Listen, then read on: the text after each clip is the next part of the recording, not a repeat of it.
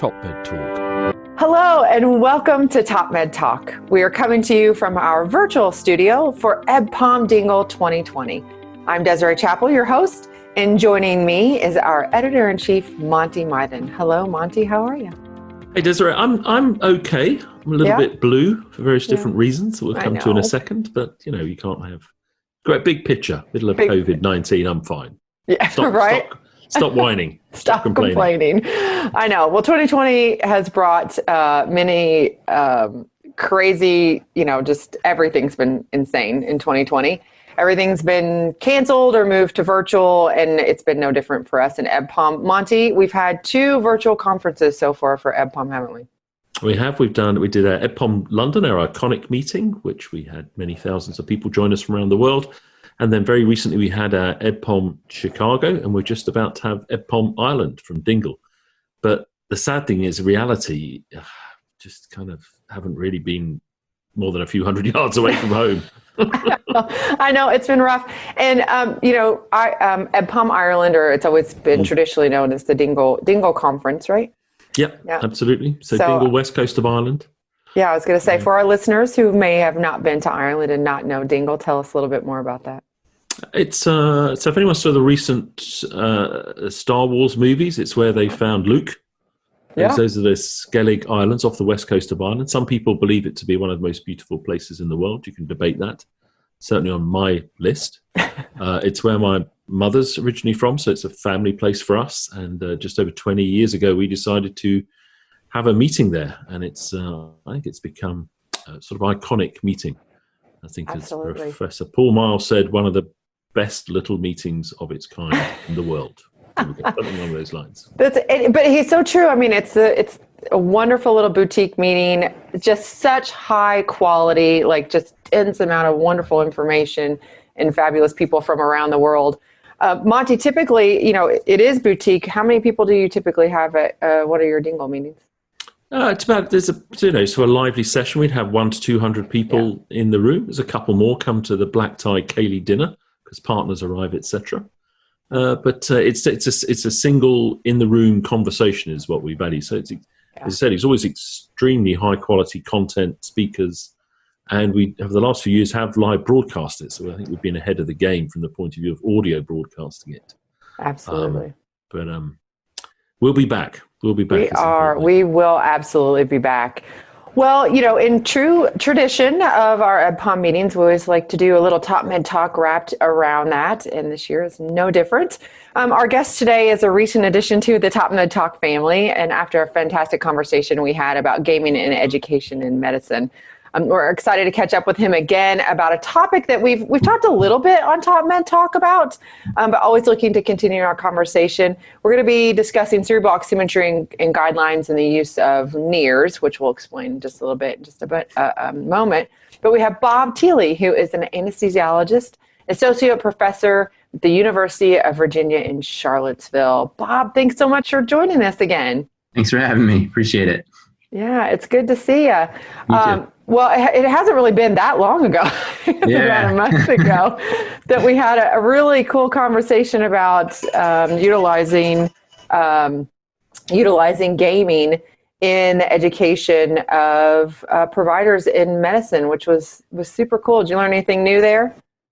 Well, a nice thing that came out of that is I was able to connect them with my residency program. So we're going to hopefully work together to actually implement some of that into our training. And we have actually, I learned that one of my residents was a professional Halo gamer. Oh, wow. That's like a big deal. Starting anesthesia. So he is going to be the best virtual intubator in the world. Sure. We'll see how he does in the OR, but he can intubate somebody a mile away. Yeah. That's awesome. Well, that is very, very cool. See, you never know what happens whenever we have this conversation, what can come out of them. 2020 has been a crazy year, but you've been really busy and you've had some recent publications. Can you tell us a little bit about those? Yeah, so related to this, I've been doing cerebral oximetry research for probably 4 or 5 years, just interested in using it to better take care of people having cardiac anesthesia. So I have some sort of more translational scientific or engineering related publications in the last couple of years, and then recently published the Perioperative Quality Institute guidelines on the use of cerebral oximetry in the perioperative environment, which is part of their bigger effort to talk about brain health. So that was a conference that focused also on processed EEG and things like that. I was mostly focusing on the cerebral oximetry because that's my area of expertise. Gotcha. We'll talk about the guidelines here in just a little bit and do a deeper dive on that. But okay.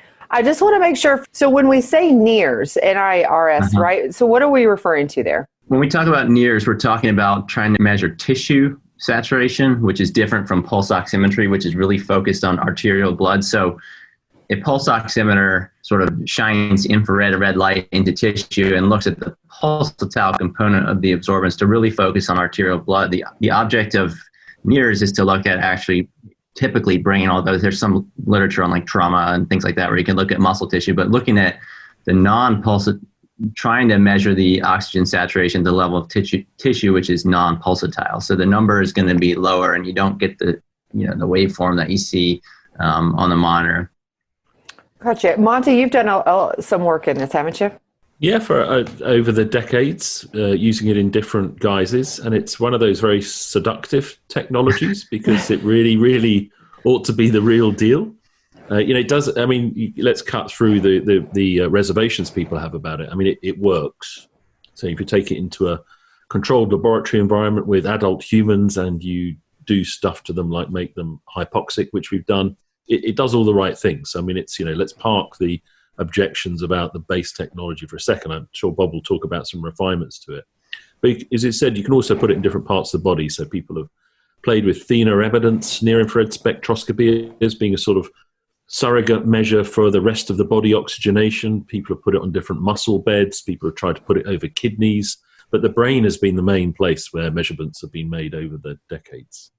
Yeah. And is that, again, for our listeners, a standard practice, Bob, to use cerebral oximetry in cardiac surgery or in any surgery for that matter?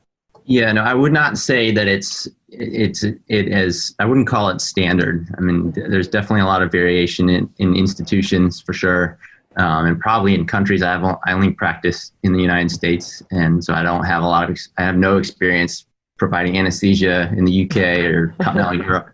But I don't think it's reached the level of standard of care, for instance, where compared to like the pulse oximeter or something like that. Mm-hmm. But been highly recommended to use in cardiac surgery specifically. Well, it depends. Our guidelines, we can get into the weeds on this a little bit. Like a lot of the people that wrote these guidelines were cardiac anesthesiologists who have a strong interest in NIRS, and we all believe, as Monty said, it works. And in particular, there's a whole litany of case reports of sort of catastrophic intraoperative events that were detected with cerebral oximetry. But then when you talk about sort of guidelines and recommending it in the United States, we do 500,000 CABGs a year and maybe half that for valves. So that sort of level of practice change, you do have to look at outcome data more closely, and it's not been as well studied as some of the other interventions we have. And so that was kind of the tension in our group. And it's not something we could really resolve without more solid data. Yeah. If that makes sense. Absolutely. I mean, the big picture, Desiree, at the end of the day is because it's not a standard of care. In other words, it's not like pulse oximetry has crept in or end-tidal CO2 has crept in, which also do not have a fundamental evidence base that demonstrates improved outcomes. We've done the biggest trial ever of pulse oximetry, and we proved that it didn't make a difference. Right. But they became a standard of care because they're intuitively good things to do. So, some practices they use cerebral near-infrared spectroscopy the whole time, and some practices they never use it, and some practices they use it selectively. That tells you that we don't really have the slam dunk big randomized controlled trial, as we don't for pulse oximetry or end-tidal CO2 and everything else. But it works. It does the job it's designed to do, if you see. Yeah. Yeah. Well, Bob, take us a little bit into, into this discussion that you guys had around developing those guidelines. And first of all, I guess we should back it up just a little bit. Monty, you were helped form POKI, one of the founding members. Tell us a little bit more about that organization.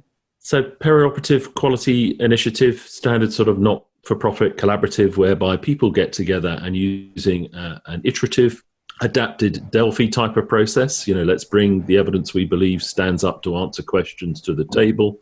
Let's get together, which increasingly is going to be virtual, it would appear. Let's debate what we think the literature tells us, and then let's produce some recommendations, accepting the fact.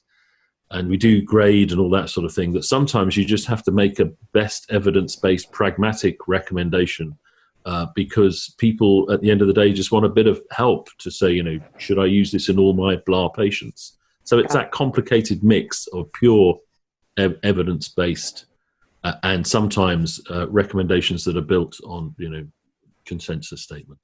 Yeah. So Bob, take us into that, because it sounds like, the task that you guys had with cerebral oximetry, because there's not as much literature out there, it probably was interesting to say the least.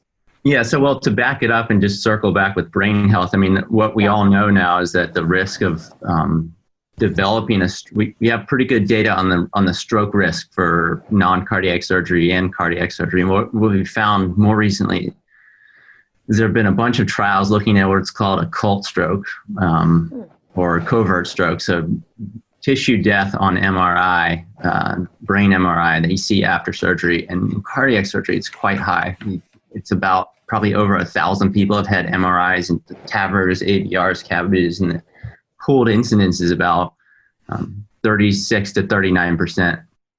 And if you look at people, this has been better studied really in, the sort of the cerebral desaturation in non-cardiac surgery, the neurovision trial. Now there's going to be a cardiac neurovision trial. But the people that, even if you don't have a clinical stroke, so, weakness or like an immediate neurological deficit, those people that have occult strokes are more likely to develop POCD and have long-term dysfunction and higher mortality. So we realized that the problem of protecting the brain is probably bigger than we knew in 2006 when cerebral oximetry became more widespread. So that's the problem that everybody's trying to solve, and it's why the focus of NIRS technology is always on the brain. And so, the first question is, does it do, how does it work, and does it do what we think it does? And the answer is it does work. It does do what we think. And a great example of, sort of what I would consider a novel but frequent use of it is a lot of times in cardiac anesthesia, you don't have a really good pulse oximetry signal because of all the vasopressors and the temperature changes and the bypass, or they got an LVAD and so they have no pulsatility. And in that scenario, there's no way, the pulse oximetry doesn't work at all. And so there's no way to measure continuously arterial oxygen saturation. But if you put NIRS on, you can measure their cerebral saturation, and it's continuous because it doesn't require pulse. And so that's a great surrogate actually for even pulse oximetry in some cardiac surgery populations.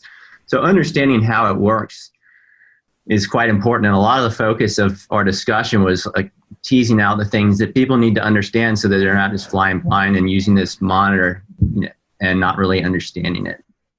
Once you get to past that point, then you can sort of make decisions about how it's actually useful. And as I mentioned previously, we all agree that there are these sort of, everybody's got experiences having used it and seen something bad happen, and then watching those numbers drop either on one side or bilaterally, depending on what the problem is. That's, I would say, universal in people who do cardiac anesthesia. The stickier part is, the data and recommending it, at least for the US, to be used in almost 1 million people a year.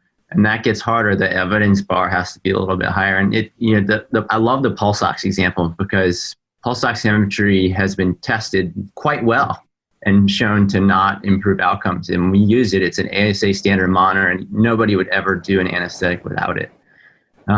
Certainly I wouldn't. So maybe if you trained in the 1940s and you're used to not having it. Easy, Bob, easy. I started pre-pulse ox. Yeah, that was just the 80s, though, wasn't it? I look great to these days. But that was just in the 80s, wasn't it? Yeah, it's not that long ago, and it was very, very highly debated. We basically, our minimal monitoring was intermittent blood pressure measurement, and there was an EKG that you moved around the various different operating rooms. So the minimal monitoring standards were quite a revelation, and they're actually relatively recent.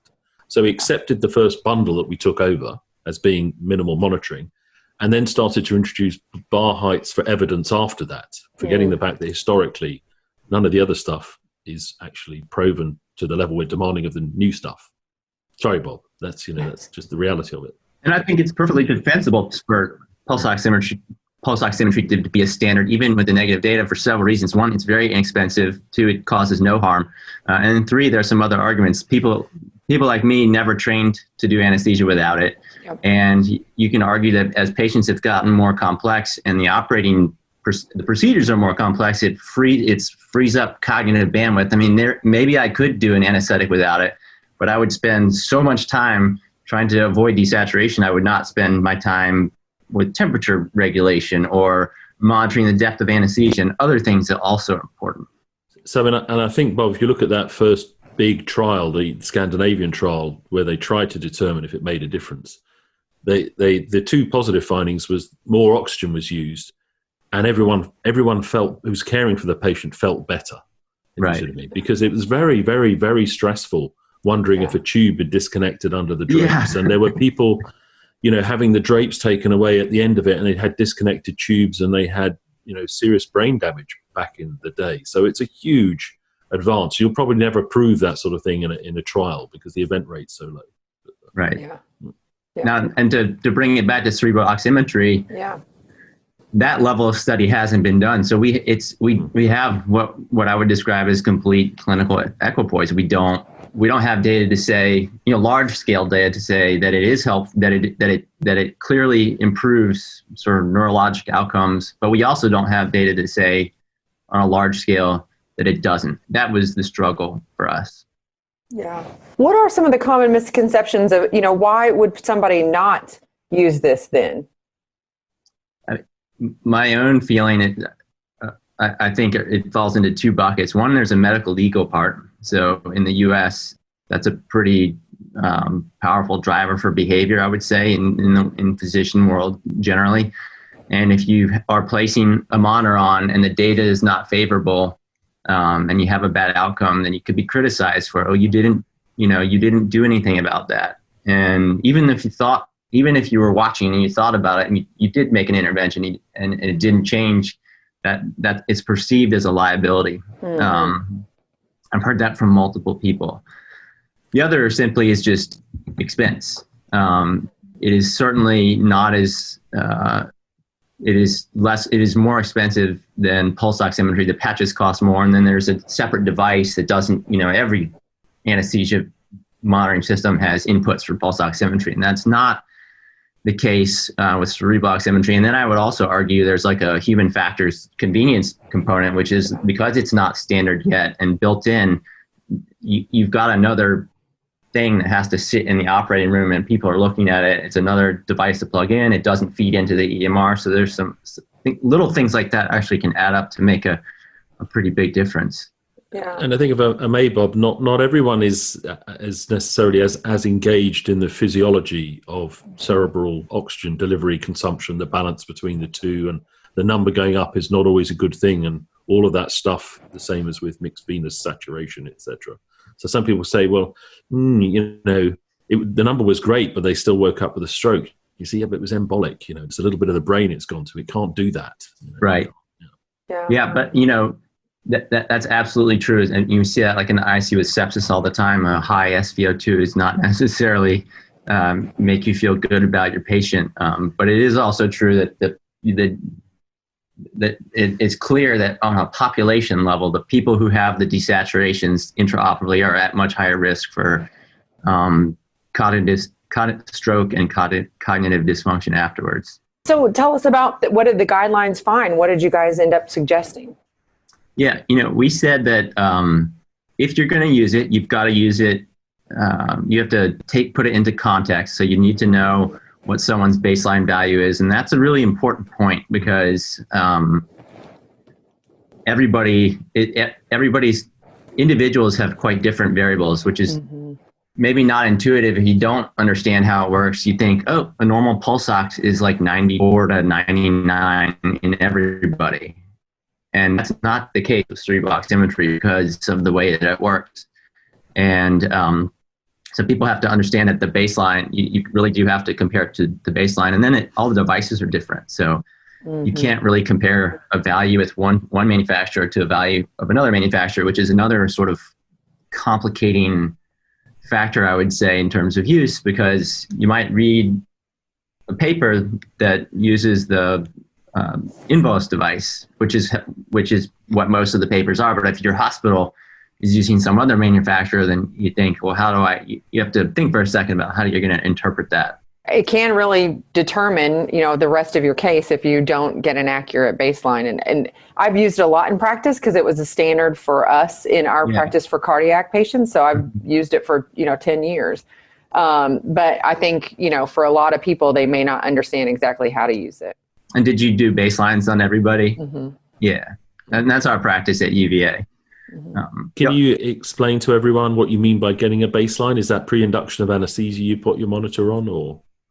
Yeah, we will actually put it on in the operating room before we do any pre-oxygenation and leave it there for several minutes. And then we use the Invos device, and then we set baselines, and it creates a dotted line as easy reference for the rest of the case to kind of see where they are in comparison to where they started. Because as soon as they go to sleep and they're intubated with 100% oxygen, it goes way up. You get a little buffer.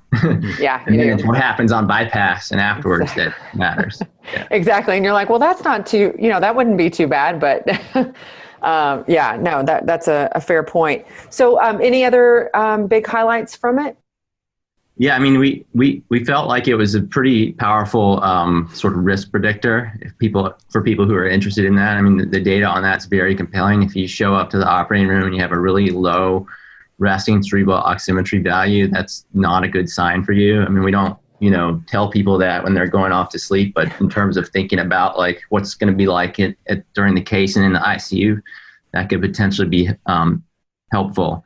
And then, we did recommend that it should be used to guide management of cerebral malperfusion during cardiac surgery, just because we all understand that it can detect some of these catastrophic events. And that was kind of the way that we wanted to word it, because we can't tie that back to necessarily strokes as an outcome, but we've all seen that.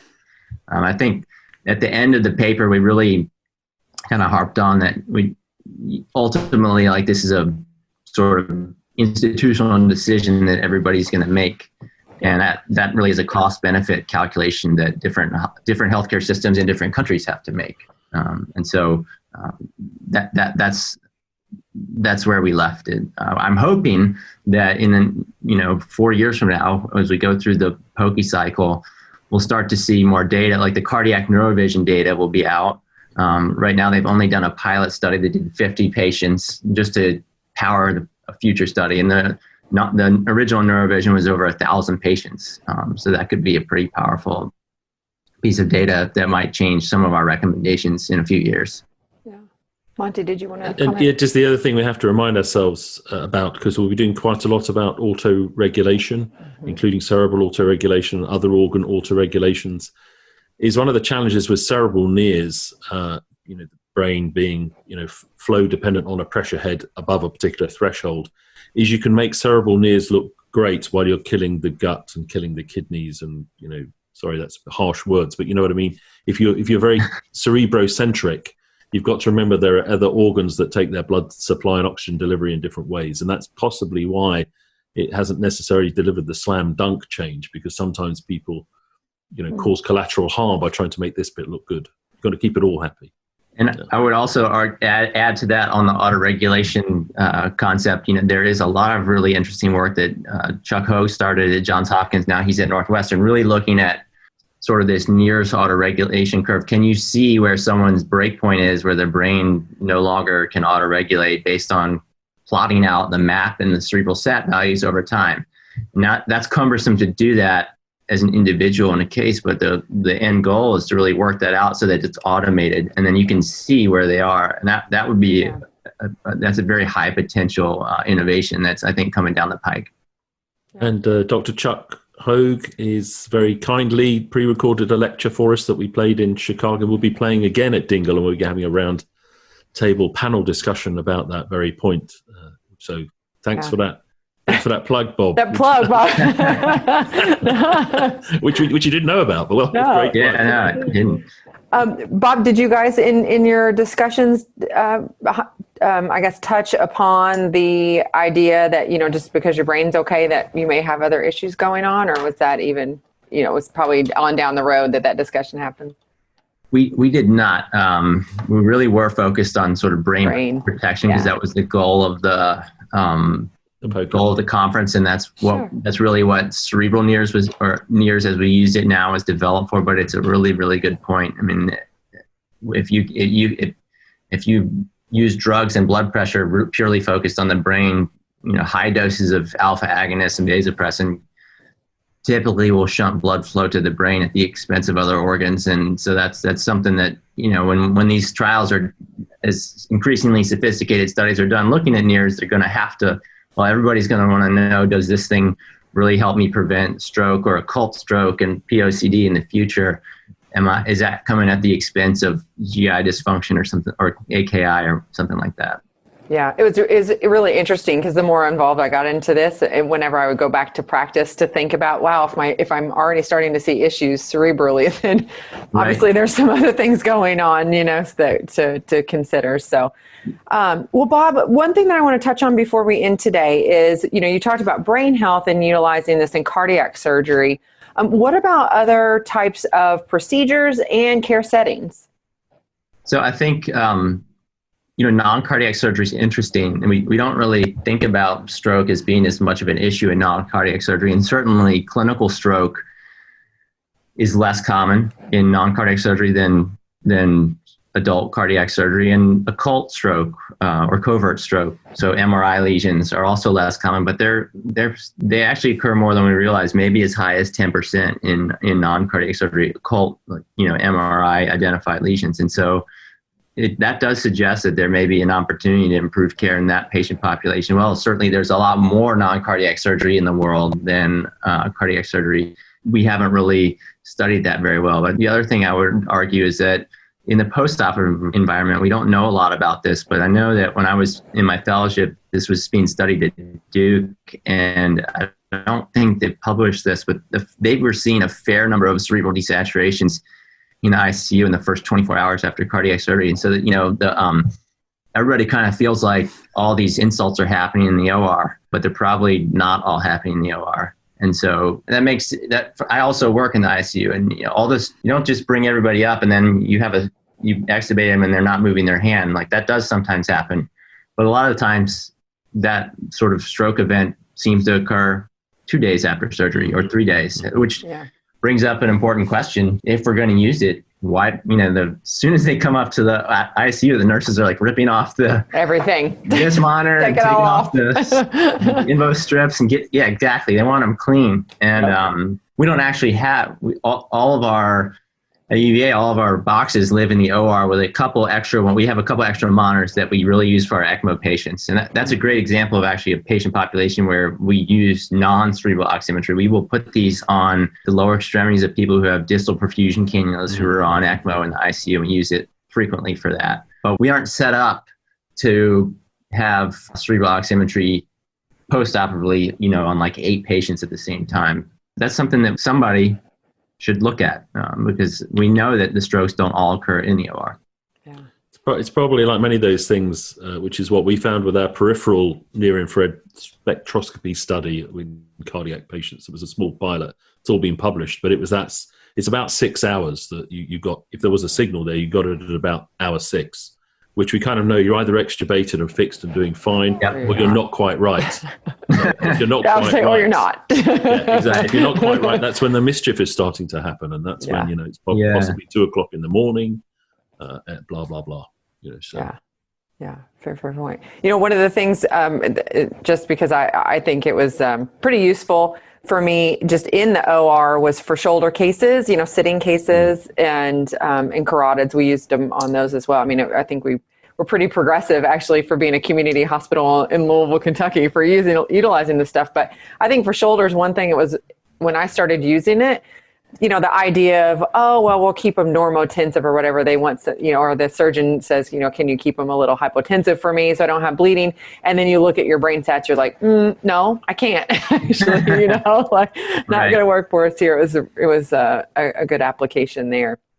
Yeah, there are definitely a lot of reports of that and actual studies showing the sort of effects of shoulder upright positioning on cerebral saturation for sure. And that is a rare but catastrophic event. Think about if you were having that surgery, would you want it? Yeah, you probably would. I think that what we're we're overdue discovering is what is the lower limit of acceptable blood pressure with regards to maintaining adequate cerebral oxygenation. And because you say it's such a rare event, but it should be a never event, shouldn't it? Never. Yeah. Yeah, absolutely. And we don't know it's going to be the answer, but it's intuitive and it needs looking at. Yeah. Well, Bob, in closing, a couple things. How do we? it seems like again, don't you have a tech background or engineering background? I have my undergraduate degree was in chemical engineering. They didn't have biomedical when I was in college, but so I've sort of morphed a little bit. But yes, my background is in engineering. But it sounds like you're, and when we talked to you before, tech and gear and monitors and things like that. So how do we inspire people to utilize and fully integrate, monitoring technology like NIRS, like, whatever it is that we're talking about into practice? I think, I would love it if everybody was a nerd, and it would make me feel better about myself. That's you wouldn't be. If everyone was a nerd, then you wouldn't be a nerd. And you wouldn't be cool. Come on now. But so I think we're never going to make the entire world passionate about technology and monitoring. But what we can do is teach people about the problems that we're trying to solve, and that's what the whole brain health and smart tots, all those movements to kind of really expose, that's not the right word, create awareness about some of the downstream effects of anesthesia and surgery and just sickness in general, I think is the key, because if people really understand that a certain percentage of their patients are going to have a stroke or brain death or some sort of tissue ischemia, they'll become increasingly interested in figuring out how to prevent that. But I have mixed feelings about it, because I don't want to scare the public. Because that comes up now, right? The whole idea of PHCD is all over the lay press. And, sometimes I feel like people are, it can be in some ways harmful if people are really scared to have surgery that they need because of POCD. Is if they don't have the surgery, they're going to be much worse off. So it's good in that it encourages us to sort of try to solve these problems, both in the OR today perspective, but also researchers. But it can be a little bit scary when the whole world thinks that they're going to be, not remembering their phone number. That's not a good example. Nobody knows phone numbers anymore. They're, they can't remember their Twitter handle because they had, non-cardiac surgery. Mm-hmm. Yeah. Well, Bob, congratulations on all the work that you've been doing. Great job on that. If people want to find the article, the new POCI guidelines, where are those coming out of? It's in anesthesia and analgesia. Yeah. So it's been published. Okay, great. And most of them are accessible on poqi.org. That's right. Yeah, plug for that. Fantastic. Well, again, thank you so much for joining us. It's always a pleasure to talk to you, Bob. Hopefully we'll have some more conversations coming up, and hopefully one of our next ones will at least be in person. Yeah, we need to get you to Dingle, Bob. Yes, absolutely. That is on the list for 2021. Well, thank you so much for viewing and listening, however you're consuming Top Mid Talk today. Please check out the show notes. We can put we'll put the link to the article in the show notes on the podcast for you, so no worries there. And so if you didn't know about Dingle before this Top Mid Talk, there may be somebody out there who may not have heard of at Pump Ireland and Dingle. please, please, please make sure you put it on your bucket list, because it really is one of the most wonderful places on the earth. And if you are longing desperately to be in Dingle this weekend or this week, I know as Monty and I definitely are, and the whole team from EdPom, Solange. So, cheers. And absolutely. And Solange, did I say it wrong? I say it wrong. No, that'll work. Solange. You tried. It's good to try. It's an effort. I was like so gearing up for that, Monty. Louisville. Stop it. Thank you, Bob. That was great. Top Med Talk. Thanks for downloading Top Med Talk. Don't forget to subscribe via your podcatcher. Don't forget to check us out on social media. We're on Twitter, Facebook, LinkedIn, and YouTube. And also, don't forget, Top Med Talk is the broadcasting arm of EdPom, evidence-based perioperative medicine. We'd love you to find out more about that. If you check out edpom.org, you can find low prices on some of the conferences we're organising around the world. Many of them are virtual and don't even involve you leaving your own home. Check out edpom.org now.